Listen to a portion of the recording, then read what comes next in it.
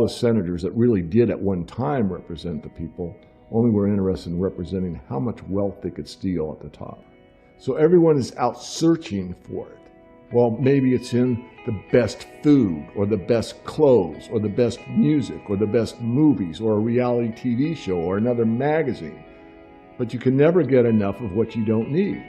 What you need is a strong moral conviction that is pervasive throughout the society, and integrity reigns. The fundamental Christian view, and I would say of Islam as well, and certainly of Judaism, is that wealth is to be shared.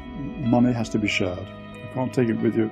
And from that develops a whole lot of stuff about justice and the economy and so on. And we've lost that, and instead we've got people accumulating more and more.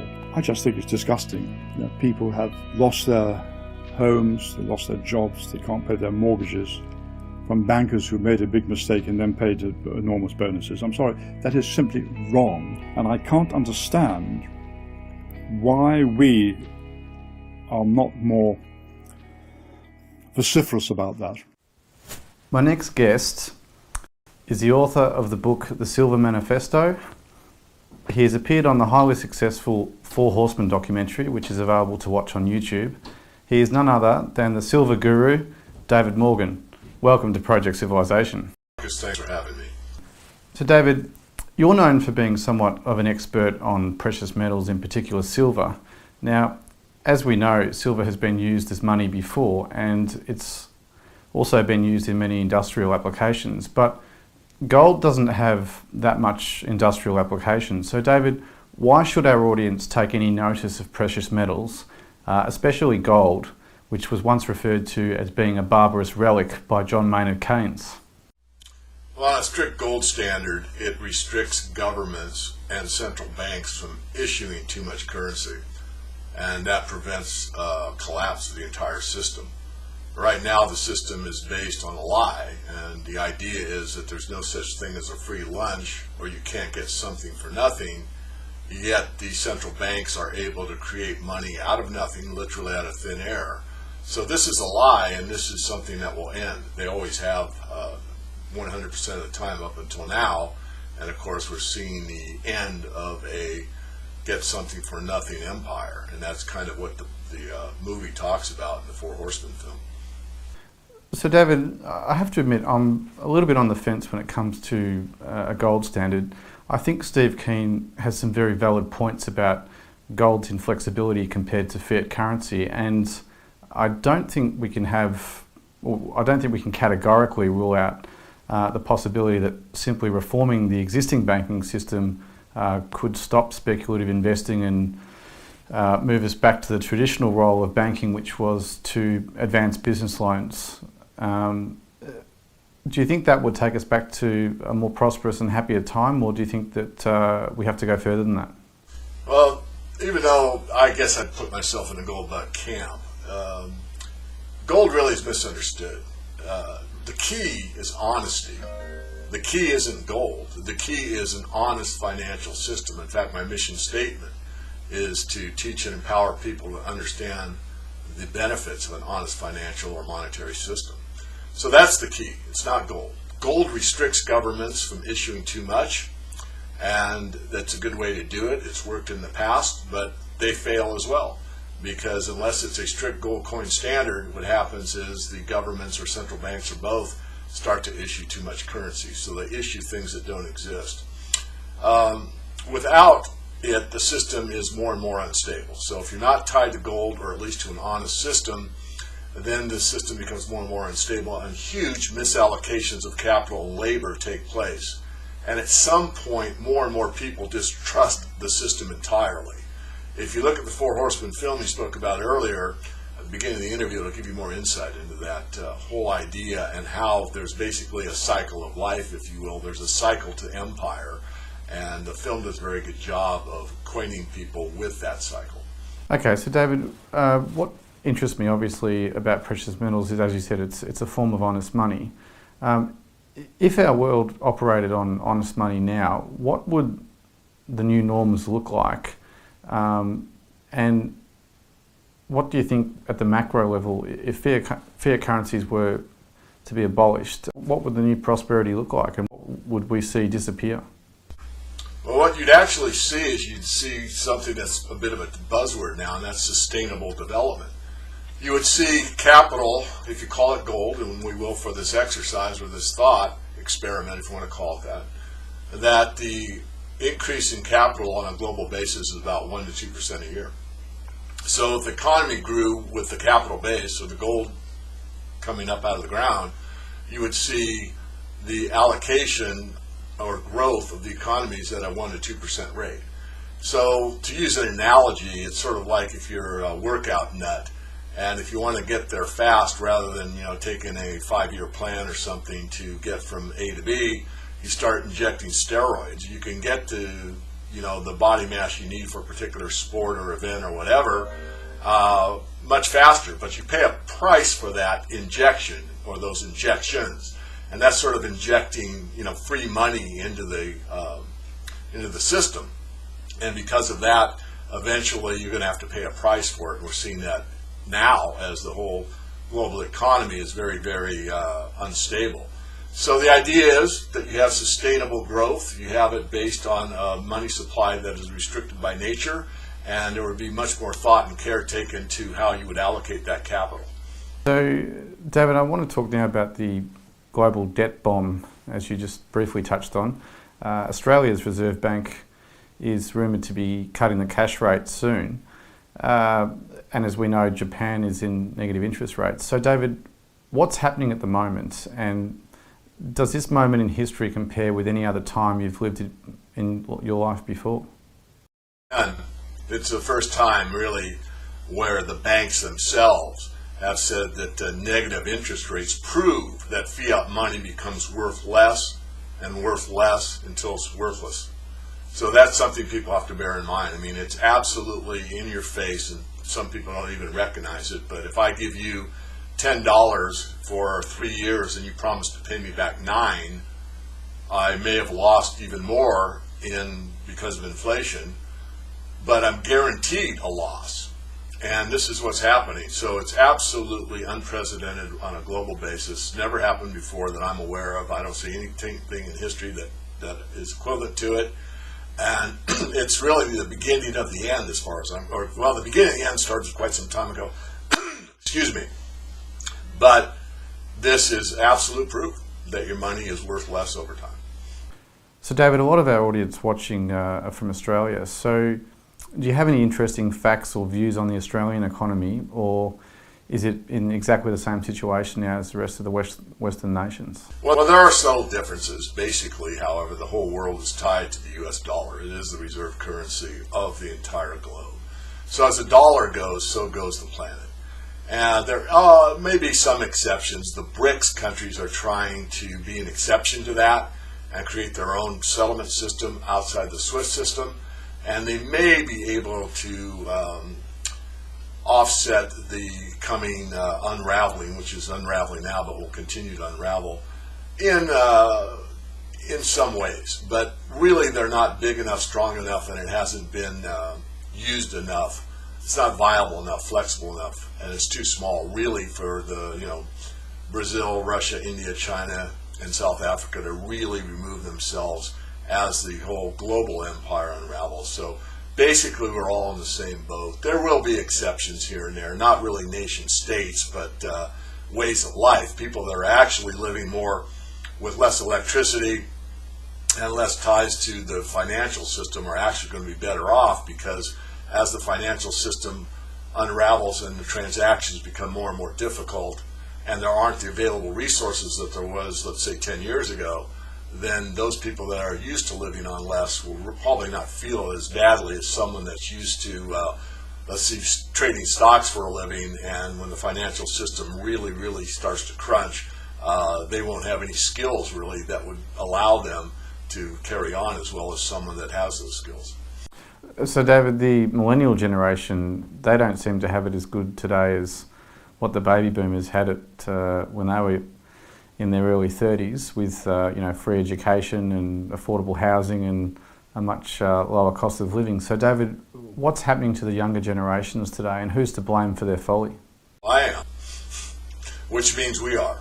I've actually publicly said on a couple of programs that I apologize for the baby boomer generation, my generation. I think primarily, we were the most responsible, but it's really hard to just blame, a system or a person. Basically, if we held to the principles and tenets that are really free market capitalism, which doesn't exist, except in very rare cases, that the system would be, more fair and equitable to everybody, but it's not been that way for a very, very long time. So the people that are in charge, whatever that generation is basically responsible for distorting, contorting, twisting, and let's say just taking the system's principles and redoing them. If you look at Bachet's work, The Law, this has all been done before. It's changing the laws to suit a few elites at the top and cause hardship on everyone else. And this has, again, been done before. Again, look at the film, the Four Horseman film, and you'll see this as a repeat performance. It's just this time it's a global situation, not just like the Roman Empire, which of course was vast, but this time it's going to affect almost everyone on the planet. Now, David, I just want to move back onto the topic of precious metals, and in particular your bias as a metals expert.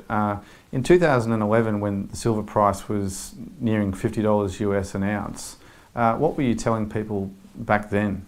We had gone parabolic. In fact, for my membership website, I do trade and invest, and I bought, excuse me, I'm having a tough time today.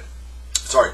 I recommended that, or I actually show what my trades are. So at 19 on a very long consolidation period, once it broke above 19, I bought.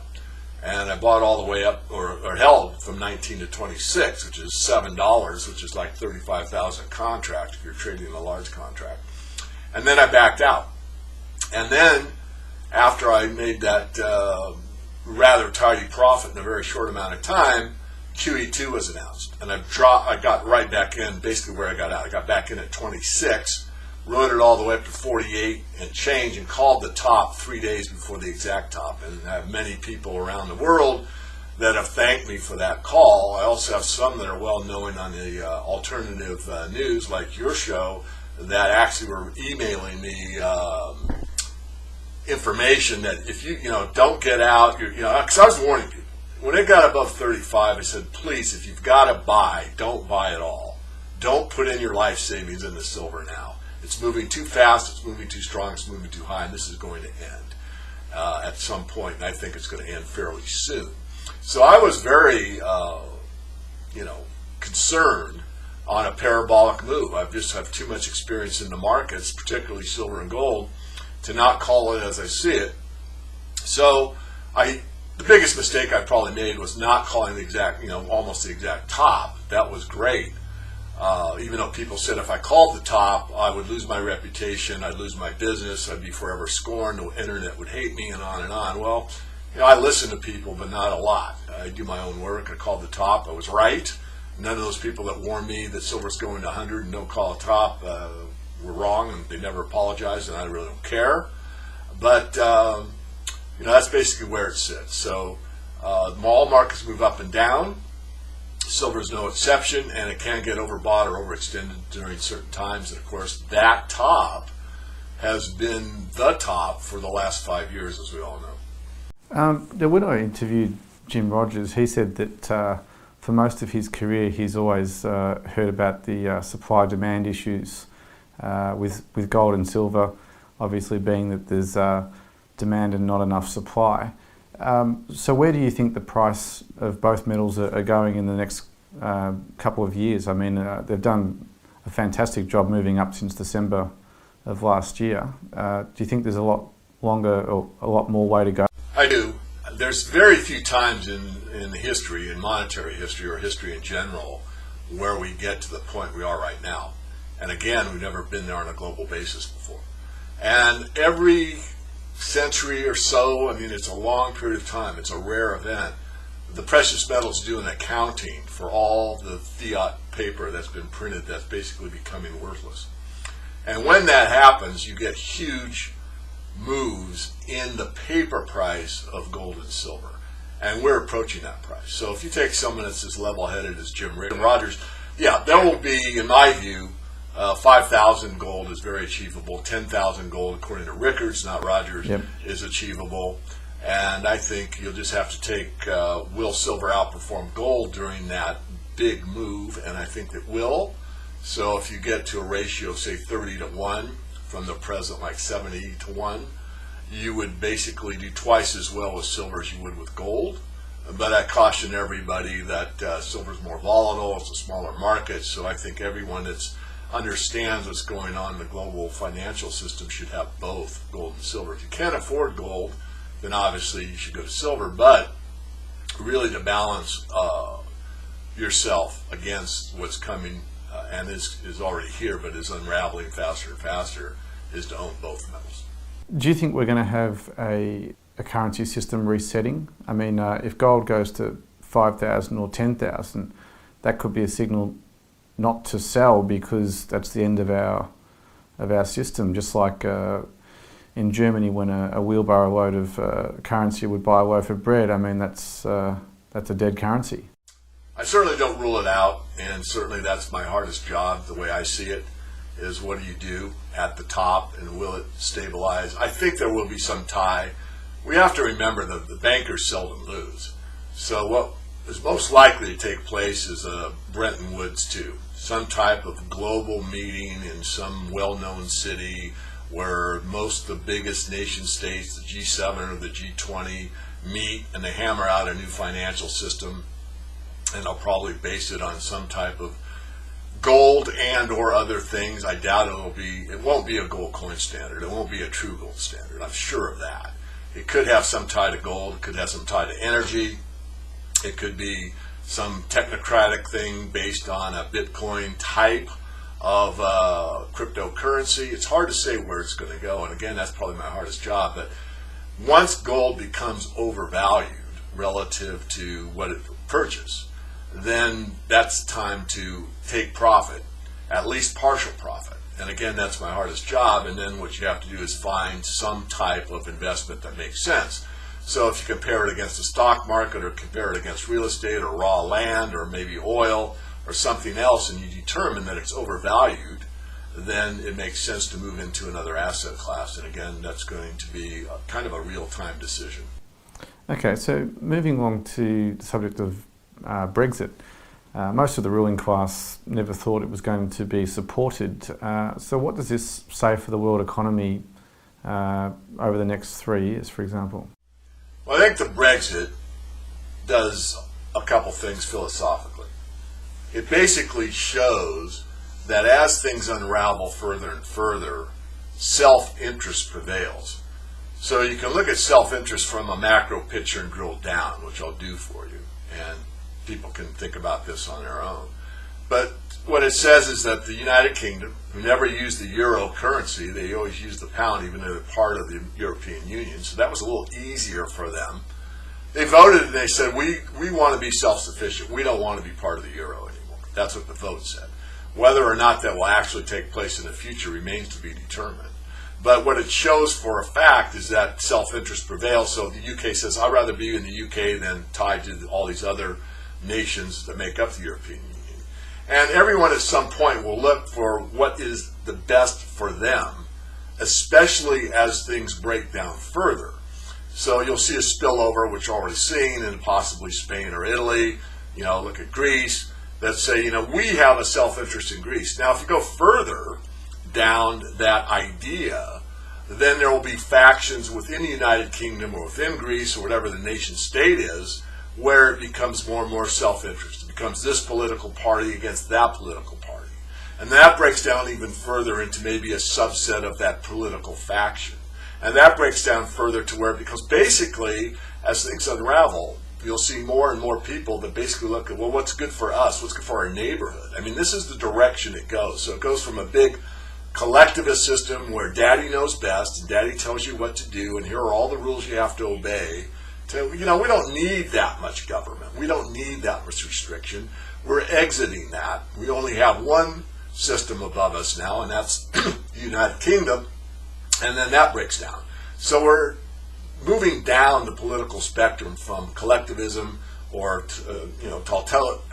dictatorship or a fascist state, or you want to call it democracy, go ahead. I don't care what the label is. The idea is more important than the label, and that is we're going from groupthink or collectivist rule or the power elite telling everybody how to live their lives to more and more people waking up and say, how do I want to live my life? I don't need all this overseeing, this overlord looking after me or telling me everything to do. So that's the direction it's moving politically on a global basis, and that will continue. And David, are you in the global war camp, or do you think there's something else on the horizon for society? I hope there's something else on the horizon. I'm basically a pacifist, but I actually worked in the defense industry for a very short time.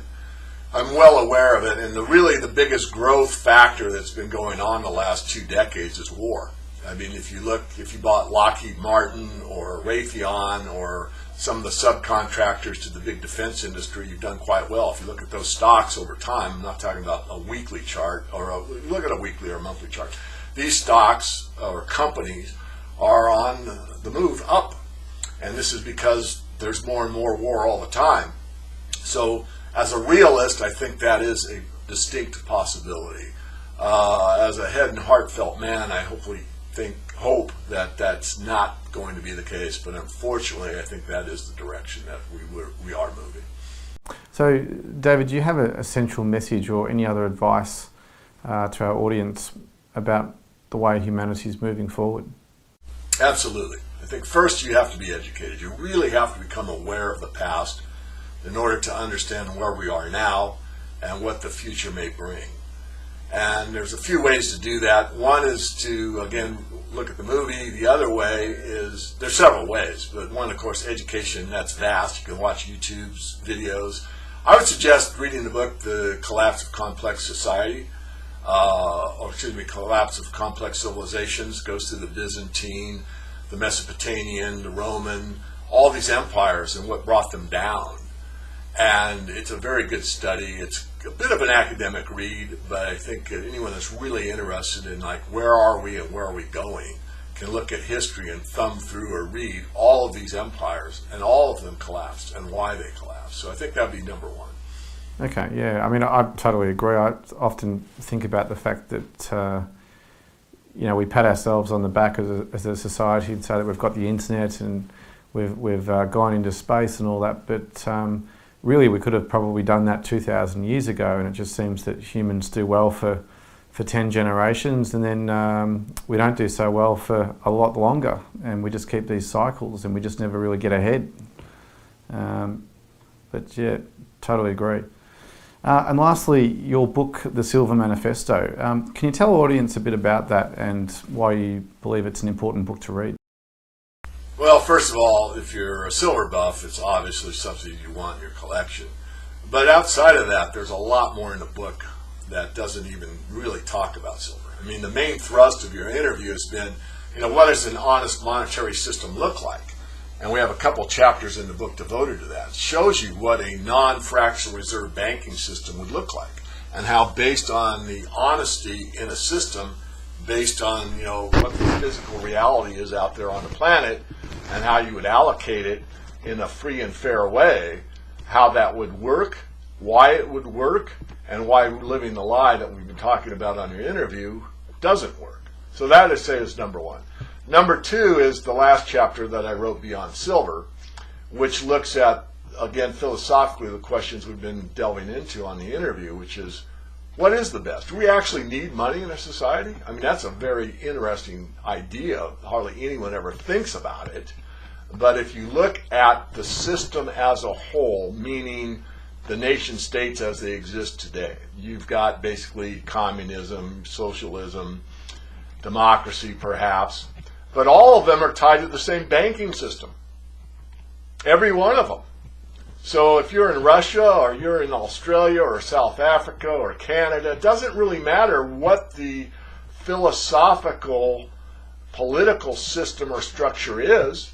What matters is how the banking system works, because the banking system is above all of these political systems. So that's something very few even think about or talk about, but that's number one. So if you really want change, we have to change the way money works, or we haven't changed anything.